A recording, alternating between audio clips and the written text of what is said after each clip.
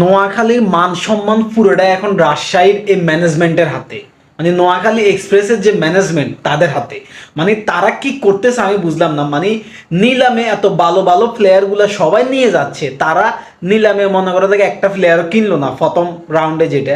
তো প্রথম রাউন্ডে দুটা প্লেয়ার রয়ে গেছে, মানে এই দুটা প্লেয়ারকে কেউ 2 টাকা মূল্যায় নেই, ঠিক আছে। তো নিলাম শেষে ওই দুইটা প্লেয়ারকে কি করছে, নোয়াখালী যেহেতু প্লেয়ার মূল্যায় নেই, লাস্ট পর্যন্ত ওই দুইটা প্লেয়ারকে নোয়াখালীকে দিয়ে দিছে। জাকের আলী অনেক, আর একটা হচ্ছে দেখে অনকন, এই দুইটা। আর জাকের আলীর তো মনে করো দেখে এমনও যদি কেউকে দিয়ে দেয় কেউ নিব না। তো এখন কি করবে, বিপিএল এর সিস্টেম করছে এখন অন্যরকম, আইপিএল সিস্টেম করছে। তো এখন এই দুইটারে এখন নোয়াখালীর বোঝা হিসেবে মনে হচ্ছে। আর এই জাকের আলী বাইরে তোর কাছে মাফও চাই দোয়াও চাই, তুই অন্তত বিপিএল এ আইলে অন্তত ভালো করিস, আঙ্গো নোয়াখালীর আইলে অন্তত ভালো করিস, কারণ আঙ্গো মান সম্মান ব্যাক এই বিপিএল এর লগে জড়িত। নোয়াখালীর মান সম্মান নষ্ট করিচ্ছে।